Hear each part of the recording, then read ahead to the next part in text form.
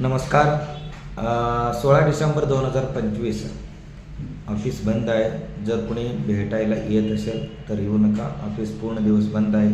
मी छत्रपती संभाजीनगर या सिटीमध्ये 16 डिसेंबर 2025 उद्याचा दिवस पूर्ण दिवस तिथंच आहे.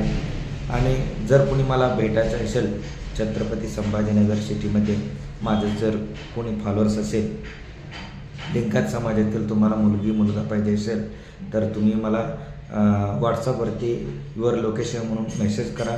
माझं लाईव्ह लोकेशन तुम्हाला देण्यात येईल.